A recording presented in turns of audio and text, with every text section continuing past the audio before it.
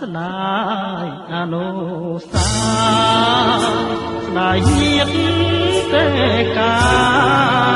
ធ្លាប់មករស់សុខសាន្តស្ដាយដល់ណាស្រីដល់សែនមនោរម្យខ្លួនខ្ញុំឃ្លាតឆ្ងាយឆ្ងាយដាច់ណាស់ឡើយស្ដាយអ្នកចម្រៀងដែលបងបាត់សំទីសាវត្តរស់សេរីសធា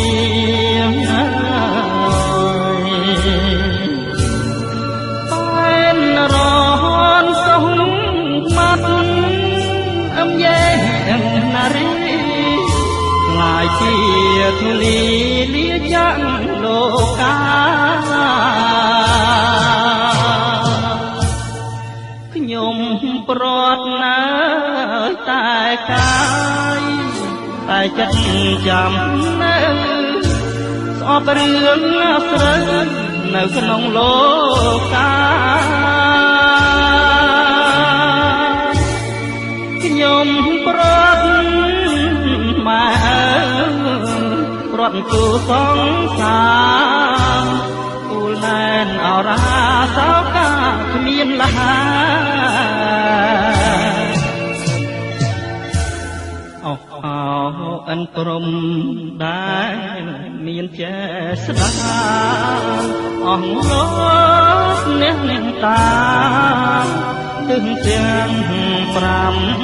3សូមជួយដោះឡាទុកយើងខ្ញុំទាំងឡាយជាតិមុខជាតិក្រោយសូមកុំឲ្យយល់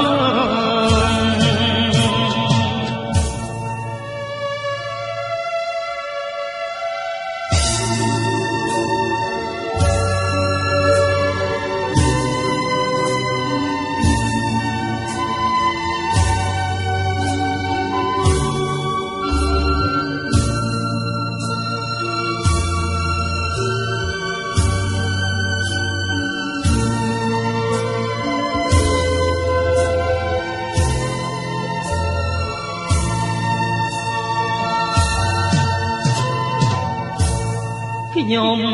ប្រត់ណាតែកាយតែចិត្តចាំនៅ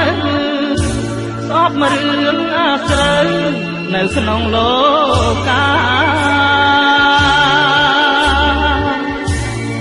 ខ្ញុំប្រត់ណាម៉ែប្រត់គូសង្សារទ្រង់រែងខ្លោចសាផ្ញើខ្លួនស្រុកគេអោអិនព្រំដែលមានចេស្តាអស់លោកអ្នកតាទឹងទាំង5 3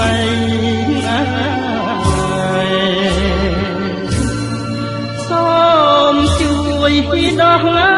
ទុកយើងខ្ញុំទាំងឡាយជាតិមុខជាតិក្រោយសូមកុំឲ្យយល់